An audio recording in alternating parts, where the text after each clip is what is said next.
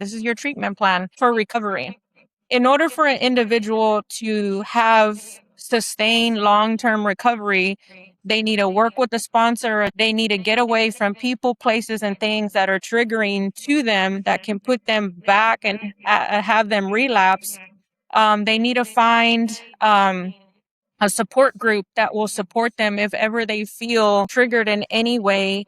They need to enroll in outpatient, and they need to invest in their recovery. And if they don't do any of these things, they're at risk for relapse. Welcome to the Self-Care Goddess podcast, where healing stories, practical self-care strategies, and science-backed tools to regulate stress, feel calm, grounded, and energized come together to help you reclaim your vitality. I'm your host, Rita Savoya, holistic nutritionist, trauma-informed breathwork coach, and founder of Breathwork Barista. This podcast is for women who are ready to restore their energy and radiance, reconnect with their bodies, reawaken their inner power, and redefine self-care as a way of being. Through science meets soul practices, restorative mind-body tools, and real stories of transformation, we'll explore how true well-being can help you live with more joy, vibrant health, and authentic connection to yourself and those you love. Take a deep breath in, let it go, and let's begin. Hello, and welcome to another episode of the Self-Care Goddess podcast with today's theme, From Survival to Healing, Transforming Lives Through Recovery and Hope. Before I introduce our beautiful guest here today, as you know, on this podcast, we walk the talk. So let us give ourselves a few minutes of a timeout. How do we do that? Maybe perhaps if you're comfortable, lowering your gaze or even closing your eyes to really tune out what is going on around you, what you're going to do next, what you've done before listening to this podcast, and tune in with your body. How do we do that? By following the inhales and exhales, flowing into the body through the nose. And then let's release with a gentle sigh through the mouth. Breathing a little slower, a little deeper than you normally would, just to really engage that diaphragmatic breath. Breathing in, allowing the belly to expand, and then letting it go. Letting go any tension, any stress, any uncomfortableness or uneasiness that you're feeling in your body, or maybe even your emotions, mentally, physically, emotionally, just letting go of those tensions. Inhaling, exhaling a little deeper, a little slower. And now I invite you to allow those inhales and exhales to flow into the area of the heart. So allowing the inhales and exhales, imagining them expanding your heart on the inhales, and then letting go through the heart area, feeling the gratitude and the appreciation for this beautiful organ that's keeping you alive, beating every single second, minute, hour of your day. And now, in this space of immense gratitude for your heart, I invite you to visualize someone that you're grateful for today, living or past. Visualize this person as if they were right here in front of you. And I invite you to send them all the love, the gratitude, and the appreciation for being in your life. And now let's send that love, that appreciation, and that gratitude, let's send it back to ourselves. Let's fill our cup with this beautiful same amount of appreciation that you have for this person, for you, for being here, doing the work, taking the time to prioritize your self-care. On your next inhale, flutter your eyes open and come back to us. Thank you for joining us on that quick coherence technique. So today's guest is a woman who is deeply committed to helping individuals, families, and communities heal, recover, and thrive. Crystal Aguilar is the Senior Regional Director of Cenicor, where she oversees operations across multiple Texas facilities, serving individuals on their recovery journey.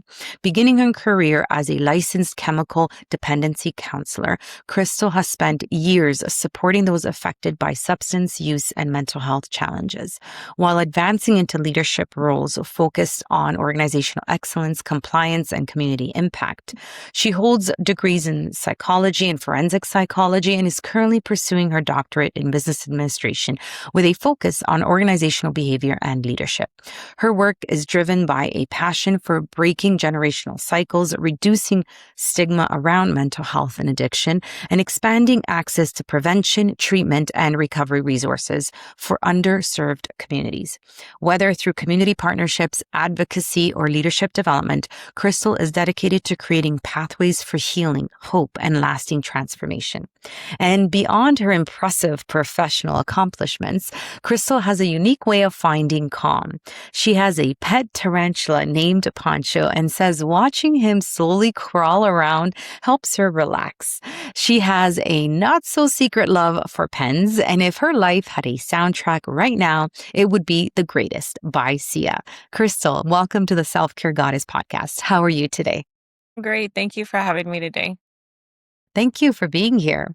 And tarantula, wow, that's quite a pet. How did It that is. happen? I took my son to a pet expo and we were about to leave and we passed by the table that had spiders on there, and he didn't want to have anything to do with that table, but I was very drawn to it, and I picked up the little cup that had him in there when he was a baby. And when I picked up that little cup, that little spider, the tarantula, was just crawling and crawling and crawling around. And I thought that was so interesting because I've never seen a little spider so active before. Usually they get scared and they kind of go to a corner or something. And so I Mm-hmm. put I put him back down and I picked up another one. And when I picked up another one, it did exactly what I thought it would. It kind of moved to the corner and then it didn't do anything anymore. And so I put that one down and I picked up another one and it did the exact same thing. So then I picked up the first one again and it crawled around and around and around and around. And I asked the guy from the table and I said, how do I take care of him? And he says, oh, he's very simple. You just feed him once a month. As he gets bigger, you feed him more. He said, and you kind of put some compost in there. He said, they don't need a light or anything like that. And then I looked at him and he was kind of still crawling around and around. And I was like, oh, he's for me. Yeah. Because when I saw him crawling, I was like, there's something about him crawling that makes me just at peace. Like it's calming for me. And so I was like, oh, I'm taking him home. That's awesome. Beautiful, beautiful. So tell us a little more. You've decided your career you've dedicated it to help people struggling with substance use and mental health challenges. What first drew you to this type of work, and what keeps you passionate about doing it today? Absolutely. So I actually came into the field accidentally. Mm, I had graduated with my master's and I was looking for a job, and everybody basically had the same feedback that I had the education, but I didn't have the experience. And so I applied at so many places and I was a lot of closed doors. And when I applied for the then organization that merged with they gave me an opportunity and I had absolutely no idea what I was doing at all as a clinician.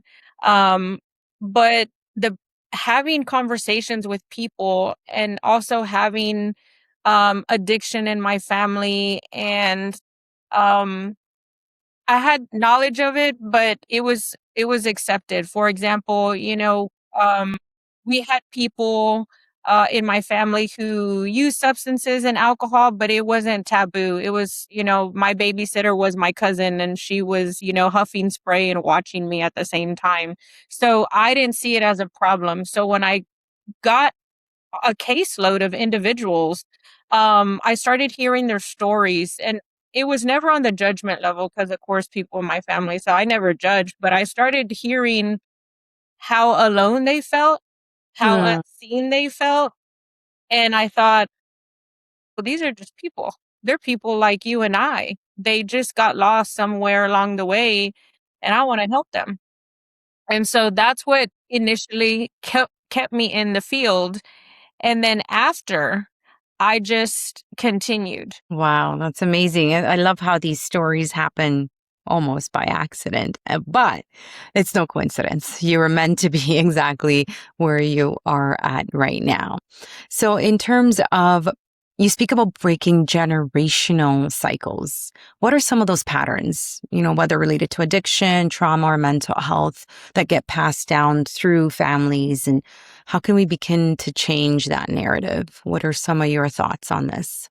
I think that a lot of the generational cycles and a lot of those patterns, it's repeating what you see, whether it's, the cycle of abuse, for example. Maybe it's a bad home environment and there's, the mother who gets abused, and so then and it's having kids, and then it's the daughter who sees that and feels that she has no other choice but to repeat those cycles, right? She meets men who mimic, the father or the boyfriend or whoever's doing the abuse, and so then she becomes like the mother. Or, it's very where there's a lot of kids in the family, and so then the siblings, they start being the provider for the kids, and so they don't focus on the education. Or substances are introduced most oftentimes at a very young age by the family. They take their first drink or they use by someone in the family, and so then it's like very readily acceptable. Oh, that's okay. You can, as long as they're smoking marijuana here at the house, and as long as they don't smoke it out there, I'd rather have them do it here. As long as they don't drink out there, I'd rather have them do it here. And so they start losing track of, education and making goals, whether that be short-term goals and long-term goals. And they start not feeling, because of the family environment, that there's not much more out there, that they can't make anything of themselves because of things that they've seen in the family environment, or things that have been passed down. Or sometimes for boys, maybe the dad, they go into being incarcerated. So then the son takes the role of the father and has to get a job early and has to help the mom provide for the household. And so they're not able to focus on, education or finding a trade or things like that. And so it's just things that I saw along the way. It's things that I experienced. Um, is it easy to do? No, it's very hard. But it's achievable. It's achievable. That's beautiful. So give us a little bit of hope here, because I see this a lot as well, even in terms of nutrition. And when people tell me that diabetes, especially type 2, runs in the family, well, it's not really that diabetes runs in the family. It's the lifestyle that can contribute to the diabetes that runs in the family, right? It's basically what we are socialized and grew up as. So how would you approach a situation like this? Because obviously, let's say that example of the father being incarcerated and the mother needing help, and then the eldest sibling will step in. So how do you approach something like this? I think now there's so many more resources out there, and it's asking questions. And I always say that the first part is education, right? And I'm not saying and I'm not saying it's in the schools, because sometimes it's not in the schools, but it's asking questions. Where can I get more information about this? Because there's so many more resources now than there was back when. For nutrition, there is it's Texas A&M AgriLife that helps with nutrition, and how to create that healthy environment. And they also teach you about eating plans, and how to plant your garden and things like that, and at a low cost, at a little to no cost. And a lot of the times, people who are not, they don't want to take part of that. They're like, well, how does this benefit me? Well, it changes your lifestyle. And then others for how to get involved or how to, make the small changes in life. There's so much help out there, but the first part is education, and then that is asking questions. How can I, or who do I need to talk to, or who can help with this? And there is always someone. There's always someone who knows someone um who can help, because there's just the community, whichever community you're in, is just filled with so many people who want to help and who are ready to help. I do believe that for sure. So do you see it, the narrative changing slowly? Have we made some, I mean, for lack of a better word, progress in this? Or are we still kind of, it's stagnant and it's just, or it's getting worse? What have you seen in your experience? I do believe that it's slowly changing, not as fast, or not as fast as it could change. It's moving slow. And I think the reason being is I think people give up on themselves. The youth, they give up on themselves, and the first thing they do is turn to exactly what is around them and the things that they know, whether it be gangs or unhealthy lifestyles or things that are not productive for their overall health or overall well-being, or for the family, or to produce, or to help them be successful in life. Um, because I'll be honest with you, the alternative is difficult. The alternative Yeah. of reaching out to someone and asking for help, and sometimes even that is taboo. Asking for help is not always something that people want to do, and that's not just youth, that's adults. Asking for help is hard. Why? Because um we got it, right? That's the mentality, we got it. And if you don't got it, you should. It's what we're taught, or you don't let people know about your business. Yeah. Especially families, it's something that's shared. There's something going on in the family, or you need something.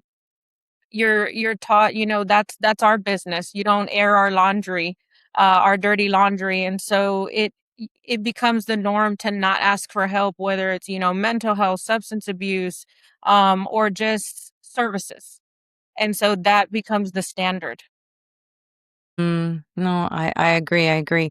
With more education, like you mentioned earlier, just knowing that there is help available can help someone. But, of course, they've made so many movies, Hollywood movies on this, that the neighborhood is just, lots of gangs there. So it's just, I feel for these kids. I feel for the youth for sure. And also even the adults, because even if you're trying to get out of, it's around you and it's everywhere. And you're right. It's actually easier to stay in it than to break through or break out of it.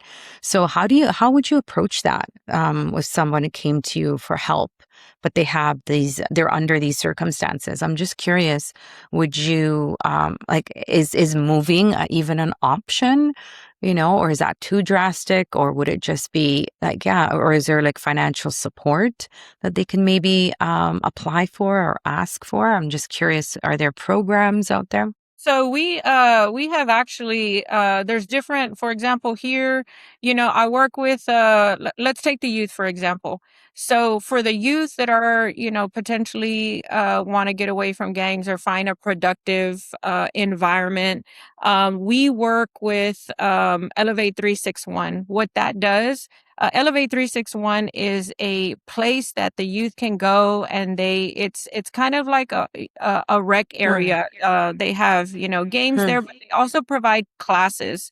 And anyone who is using substances, they help with that too for referrals, but it's also they help the families.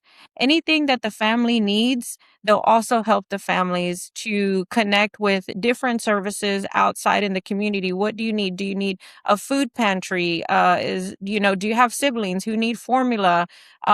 What is it that they need exactly? And they'll start, instead of, all they have to do is show up at the doors, and then they'll take it from there. And it's the same concept here for someone who is needing our services. All you have to do is show up, and we'll take it from there.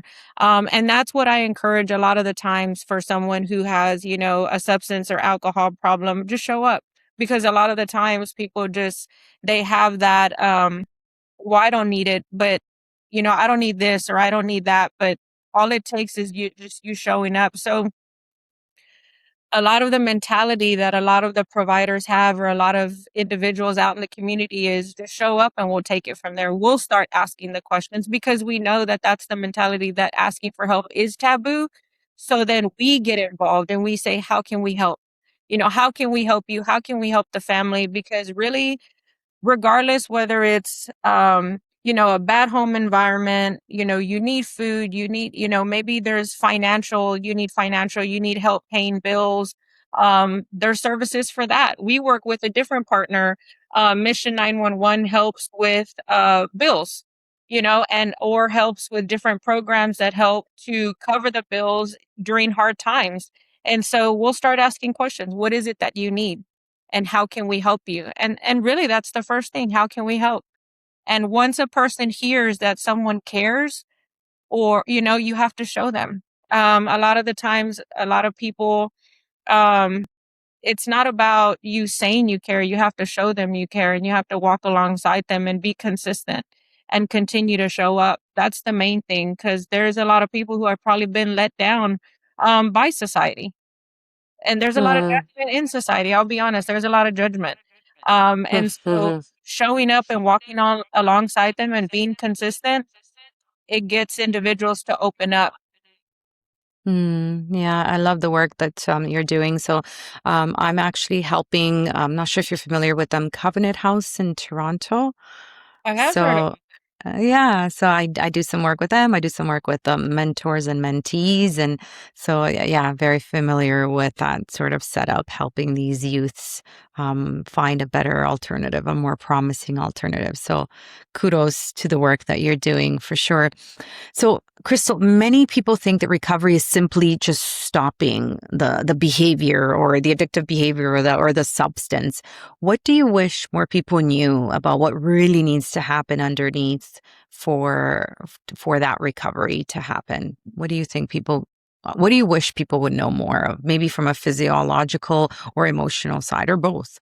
Well, first and foremost, the choice to use the initial substance, the initial use is a choice. I'll say that.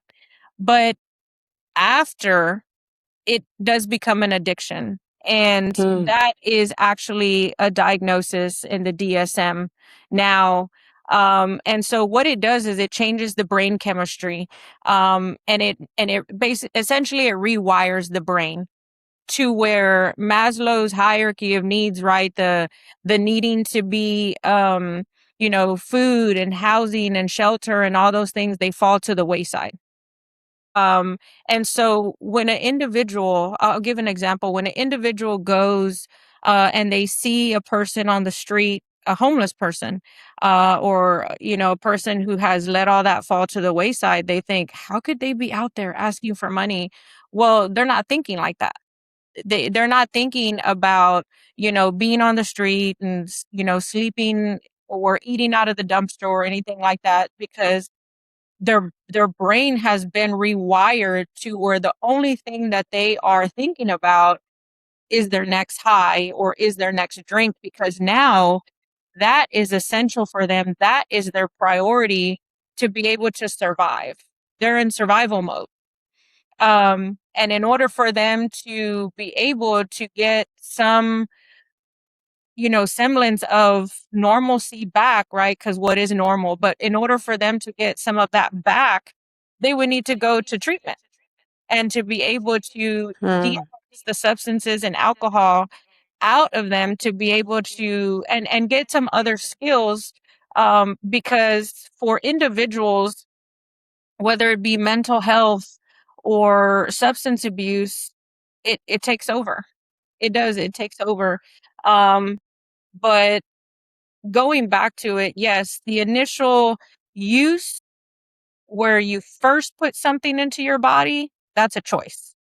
But once Mm. you continue to use that, that becomes an addiction. And it Right. completely changes an individual, where a person can choose the substances um, and the alcohol for their families. If they become a whole different person. And people have seen that. People have seen that, or sometimes they have an underlying mental health issue with substances and mental health. It's kind of one of those where you don't know what's first. It's like, did the chicken lay the egg, or do they have a substance use, and then for their prolonged substance use they have mental health symptoms as a result of that they mimic, or did they have a mental health issue first, and as a result of not having treatment that they started using substances to cope. So it's one of those things. But for the most part, I will say that we are seeing a lot of co-occurring, which is both. There's a high rise, especially after COVID. There was a lot of isolation with COVID when we were in quarantine, and all it did was increase both. Um, Wow. so what I can say is that um, it it does change an individual's brain chemistry. So when you do see individuals who have completely let their self-care go, or they're sleeping on the street, that's not by choice. They just don't care anymore about themselves. They just care about their next use or drink. Right. And I'm glad you said that because every time I do pass or I see someone, I'm just like, there is no way they've chosen this life. It really has to come from dependence on that next high, right? They're just so dependent. And it's whether you said it's a coping mechanism or just something that maybe the first time they did for even fun. Yeah, it's quite sad for sure. So in your experience then, it's both, or is it first mental health issue driving the addiction, or is it the addiction driving the mental health? Uh, sometimes you never know, because a person could be born with a mental illness, and something along their life triggered it, and then what they did was they started using in lieu of, or sometimes with women or men, they experience some type of trauma. And then to help cope with the trauma that they experience, sometimes it's physical abuse, sexual abuse, verbal abuse. And we don't, to be honest, as adults or even children, we don't know what the brain is able to handle. And sometimes the experiences that we endure, we're not able to handle those Yeah. experiences because they're so traumatic. And because of Mhm. that, as a result of, we turn to substances, or alcohol, and we think, oh, well, this happened to me. I'm just going to go drink, Right. or I'm just going to go use, and it could start off as marijuana, something so simple. And, marijuana was called a gateway drug for a long time, but it did lead to other things. And alcohol, it's like when a person has a hard day at work and they think, "Oh, I'm going to go to the bar, or I'm going to Yeah. have it, or I'm going to buy myself a six pack." And it becomes a pattern to where every single day they have a hard day at work, it's a six pack, and it's a six pack, and then a 12 pack and a 12 pack. Then slowly they become an alcoholic because that's their coping mechanism. Exactly. So in the work that I do, Crystal, is mostly breath work and breath work coaching. Of course, I bring in the nutrition piece to it as well, and the sleep and the movement, all of these beautiful modalities that help somebody um, really support the foundations of health so that they can cope with these stressors or traumatic events. But it's often a traumatic event that we did not close the stress loop. And so our body's in that constant hypervigilance. Sympathetic activation. And it's just the work that I do is help them allow to close that loop and get it out of their bodies, because a lot of our issues get stuck in our tissues. So we just breathe it out. Essentially, we move our bodies and we breathe it out. And I'm just in terms of your recovery program or the protocols, where do you start? What do you prioritize? Is it talk therapy? Is it psychotherapy? Is it the chemical? You do the testing and see what chemical neurotransmitters may be in balance. Is it the nutrition piece? Because obviously nutrition is a building block of these neurotransmitters. So I'm just curious, where do you start and what do you prioritize? Or is it lifestyle, that kind of stuff as part of your recovery program? It's It's a little bit of everything. So we say we treat the client holistically here. And Mm, so an individual comes in and we first assess how long they've been using, what they've been using, and then the method of use, and identify if they need detoxification services, which is withdrawal management to get the substances out of their system. And then after that, they go into intensive residential treatment, which is a very structured treatment. They start their day at 6 a.m. and it ends at 10. They do have breaks all day, but that's basically considered school.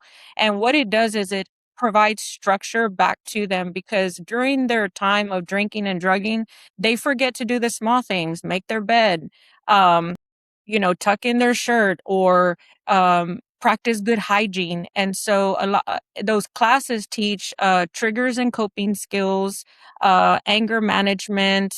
They We partner with health and wellness, so they know how to feel good, look good, do resume writing, and how to do a resume, or how to practice skills when they get back into the workforce. Because if they're late and their employer talks to them and says, hey, um, you're late, let's have a discussion in my office, instead of reacting how they would want to, which is like, F this, I quit. Let's talk about some skills. We teach them those skills of how to have that healthy conflict, and how to receive feedback from an employer or someone that they may have a disagreement with. So it's very structured throughout the day. And it ends at 10, and it's again, it's like school. Because mm, although the thing is although we have individuals here that are 30 year olds, 40 year olds, and sometimes 50 year olds and older, what you have essentially is a person with the mind of maybe a 12-year-old or a 15-year-old, because they're stuck in the mindset of when they first started using heavily. And a lot of the individuals that we have here in the treatment center started using very heavily at a very young age. And so we have adults here who are, a 13-year old brain, right? So they right. need to be told, hey, you need to go to class on time. Where's your sign-in sheet? Did you do your homework? And they need to be guided along the way to be able to be backed and be productive citizens. And a lot of the individuals have kids, so they need help. So we provide parenting classes, and how to work with the family unit, so they're able to teach their kids these skills as well. Because if not, um, they don't know how to have that relationship with their kids. They pass unhealthy skills to their kids, and how to react the way they would normally react. Right, right. And so these programs, what is the success rate? Like after they finish the program, do you track that in terms of what happens after? Yeah, absolutely. So we follow up with the individuals 30, 60, 90, and then even after that. And so we have recovery support services that stays with the individual even after they've completed the program, and they keep them invested in their recovery. And so the success rate is about 50%. So it does take work. I will say that, for individuals Mm-hmm. to be fully successful. And the reason being is, if you I have to give this example. If you go see the doctor because you have diabetes, and the doctor says, "Hey, I'm going to put you on this plan." And the plan says you need to take your medication, you need to work out 3 times a week, you need to eat better in order for you to keep your levels at a healthy, at a healthy place. This is what you need to do. This is your plan. This is your treatment plan. It's the same thing for recovery. In order for an individual to have sustained long-term recovery, they need to work with a sponsor, a temporary sponsor. They need to get away from people, places, and things that are triggering to them, that can put them back and have them relapse. They need to find a support group that will support them if ever they feel, triggered in any way. They need to enroll in outpatient, which is they're able to attend, not which is not intensive residential. and they need to invest in their recovery. And if they don't do any of these things, they're at risk for relapse. Same thing with the individual who is that diabetic. If they say, well, I'm going to take my medication, but I'm not going to work out, or I'm going to take my medication, but I'm going to eat really bad, they're not going to be as successful as they could be. It's the same with the individual who's working towards their recovery. Their chances of relapse are high. Yes, for sure. And, I was just talking to a few people over the weekend that why does it have to be so difficult to stay in shape or to stay healthy, or in this case, to sustain that recovery? It needs a lot of work and a lot of discipline around the work that you have to do. But again, setting yourself up for success with the Mhm. right environment and the right people. And then, of course, tapping into. So do you find that when do people come to you? Is it when they're at their complete lowest, or is it typically when they've had I'm not sure, like when do they actually, when are they ready to say, yes, I'm ready to do this? What usually do you see, what sparks that? We have different individuals who show up here. We have individuals who show up here and they're like, well, I'm here because my family or my wife or my husband want me to be here. So I'm just here to do the program. Um, are the success rates of that individual lower? Yes. Um, Typically, an individual is successful when they've hit their bottom, and everybody's bottom is different. A person's bottom, rock bottom, I mean, doesn't mean that they have to be homeless, be eating out of a trash can, the whole, what the extreme of what we've seen an addict or an alcoholic be. What I mean is that it's different for that individual. It could mean that the family has made some healthy boundaries and said, you know what, we're not going to help you anymore. You need Mm, treatment. And we're going to, cut off all help, all funds, and you're going to have to move out until you get help. That could be a person's bottom. It just looks different for everybody, for everybody. And that could be the point where the person says, you know what, I need help. Another person's bottom could be that they lost their job. Their family has moved out and doesn't want to have anything to do with them unless they get help. And they want the help. But at the end of it, the person has to want it. If someone wants it for them, it won't work. The person themselves have to want the help, and they want to have to be better. When the person wants the help, the success rates go up because they'll want to put in the work. They'll want to make the effort. They'll want to be here. They'll take something from the classes, even if it's a nutrition class, they'll find the small message in mm, what is being said, and they'll take something from it. We've had people here who've gone through treatment one time and they're very successful and they're living happy, productive lives. We've had others who've gone in through our doors 14 times and now they're living happy, productive lives. It just varies. Each individual is different, and their experiences and what they've gone through, um, and what they take every single time, you know, uh, will say, what I always tell people, I used to have a whole caseload and I used to tell them, just be better than you were yesterday. And if mm. that's 2% better, 5% better, whatever it is to you, all we're doing is trying to be better than we were yesterday. Because for some of these individuals making really big goals, it's setting them up for failure. So if you didn't make your bed yesterday, let's try to do that tomorrow. And then the next day, let's try to set something else.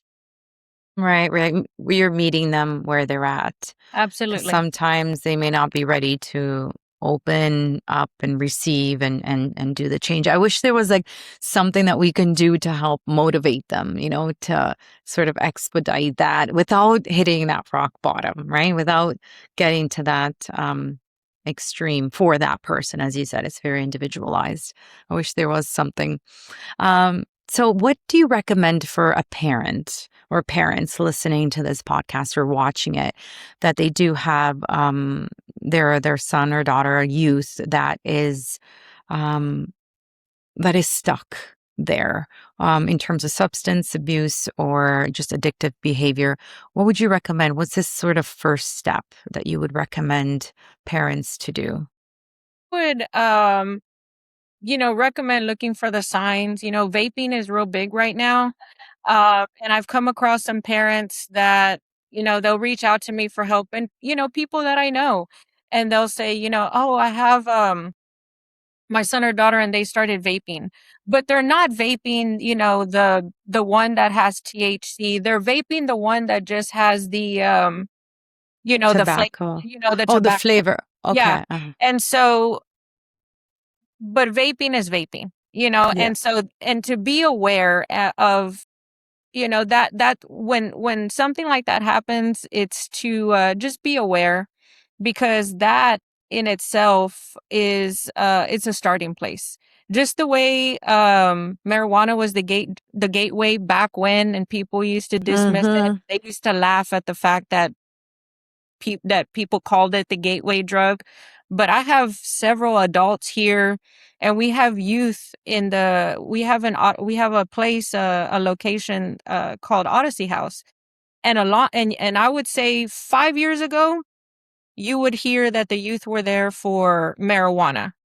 But now it has increased to where they're there for heroin, and they're there for opiates.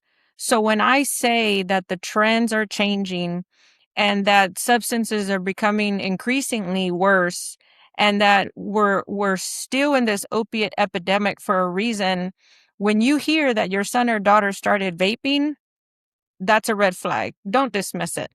Because although your child might say, oh, it's the one for tobacco, well, we don't know what's being put in there. And now fentanyl is being reported that it's being put in vapes. And so the children sometimes don't know if that vape that they borrowed from their friend is that one. And so it's pay attention, and then educate yourself. And if you don't know who to call or who to, ask for help, first go to the internet. And that might be a little scary because there's all kinds of things out there. But Mm-hmm. reach out to someone in the community um who can educate on some of these things, because I will be honest, the thing that I always tell partners, or when I meet with legislative, it's at the level of the youth. And that's what's grabbing everybody's attention. They're making um drugs more appealing for the youth. They're making it very colorful. They're making the packages that they sell it in with, pictures of like SpongeBob high or cartoon characters. Why? Not for the adults. The adults don't care that SpongeBob's on there and he looks high. It's for the youth. Um and what looks like candy is now laced with substances. And that's scary, because Mm-hmm. years ago we didn't have to worry about that, but we do now, because there's accidental overdose happening. And it's at youth level. Not It's still happening at the adults, but it's hit our youth now. Mm-hmm. Yeah, no, I agree, and thank you. That is beautiful tip that you can share with us today for sure for our parents listening or watching this podcast. So I'm just curious in terms of there's still stigma around addiction, as we mentioned earlier, and mental health. How can we as individuals, and of course, it's listening to podcasts like these for sure, but how can we move away from that judgment and shame and more towards that compassion where, when you look at someone that is begging for money so that they can go get their next high, it's offering that compassion that it's not a choice for them right now. So what do you recommend for us individuals or even families to help Um, support? I never recommend giving them money. I don't ever recommend that, because that's enabling them to go and get, their next hit or their drink. So I don't ever recommend that. But I will say this. Um every I it, this is the line that I always say. Everybody knows somebody who knows somebody who knows somebody. So you think, oh, well, I mean, why does it impact me? I don't have anybody in my family. Yes, but you may know a friend who might later on down the line become an alcoholic, or you see the signs and you don't want to dismiss it because you feel that in no way, shape, or form has it impacted you, because it could. Um, but also, if the individuals that you see, they're people. And I'll give an example. I used to have a man on my caseload, and he was living out on the street, and he actually used to be an engineer. And we started talking about how he got to where he got, and he said, my wife and my children, they burned in a fire. He said, and after they burned in a fire, I gave up on life and I turned to alcohol. And he let his house go. He left his job. He became homeless. He started living out on the street. That individual used to make well over six figures. He's still a person, and he has a skill, and he's educated. And a lot of the individuals that are in our treatment centers, they're doctors, they're nurses, they're people with trades. They were somebody, their fathers, their mothers, et cetera, their brothers. Um, there's a lot of military veterans, both men and women, who experienced trauma or who came back from combat, and their brain couldn't process what they saw, and so they turned to substances. And so it, it's knowing that and having compassion that these are people. Yeah. No one is born and says, you know what, when I wake up, when I grow up, I want to be an addict or an alcoholic. That's what I'm going to choose. Something happened along their way that set them backwards. And it's Yeah. it's understanding that and knowing that, and just having some compassion. And I know it's easier said than done, but it's the truth. Yeah, thank you for sharing that. I'm in complete agreement with you. Is and again, just doing your homework, reading up, and um, exploring that passion for compassion for these individuals. Yes, there's always a story, and that's why I love telling stories on this podcast. There's always a story behind every single individual. So tell me, what does self-care look like for you that's constantly giving and taking care of others? What are your top three non-negotiable self-care habits? My first one is either running and or working out. I have to do um it's running's my first one, to be honest. If I'm not going to run, then I'll go work out. But when I run, I just reset. It helps me reset, and I'm good. I could undergo an extreme amounts of stress, but when I run, that's my time to meditate and get things out, and then I'm good to go. My second one is I journal. Write down my thoughts and I get them out of my head, whether it's, personal, professional. I just get those thoughts out and I kind of just journal. My family was making fun of me because we went out on a trip and I had a bad dream. And so I took my journal out and I was writing, and everybody was like, "Dear journal." And I was like, that's fine, but it helps get the thoughts out of my head, and sometimes it's good stuff too. I want to write them down. I share them with people, but I also want to write my stuff down. Journaling helped me through a lot of challenges that I went through in my life. And I love it. It's a coping skill for me.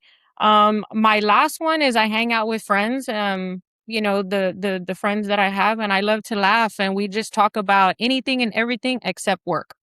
Um, and when they'll ask me, I'll just be like, I don't want to talk about that right now, because I Mm-hmm. feel like that just continues with, Mm-hmm. the stuff that I don't want to, this not what I deal with, because I don't mind talking about work, but I want to talk about everything else, how they're Yeah. doing, kids, other stuff, just not about work. I love those. Thanks for sharing. So, Crystal, when people look back at your life and the work that you've done, what do you want or hope they remember you for? That I helped as many people that I could along the way. Not just what I do for work, but I like to volunteer a lot. It fills my cup. Um, Mm. I'm part of different organizations, the Lions Club, um, and different things that we do a lot of volunteering. We do a lot of service work in the community. I always say that we're very blessed. Not with financial, and some people are blessed with financial, but with our time. And if we Mhm. can find a way to give back, whether it's, feeding the homeless or beautifying the city or by picking up trash or doing something, doing our part, um, why not? But when I give back, that fills my cup. And so I would hope that I'd get remembered that along the way I helped as many people as I could. Beautiful, and you definitely, yes, you have, and you're on your way to being remembered for that, for sure. So, Crystal, for someone listening who feels stuck or maybe overwhelmed, or maybe believes that change is really isn't possible for them, what would you recommend to them? What would you say to them? Um, it's never too late. It's never too late to change. You can start now. Whether it's if you have, whether it's you have mental health and you want to get treatment for that, if you have a substance abuse and you want to get help for that, if you're living an unhealthy lifestyle, whatever it is, you can always start. Um, and you don't have to start big, right? You can just, and like I always said, you can always be better than you were yesterday. Do something different. And if that doing something different, reaching out to someone and saying, "Hey, can you help me get help?" Or even just asking for help, that's the change. That will help you get unstuck. Because sometimes, like, as we talked about earlier, asking for help is huge. Um, but there's so much help out there. And so Mm. that's a big one. But it's being better than you were yesterday. Yeah, I love that. So simple, right? Ask for help, but it can just catapult you or be the catalyst.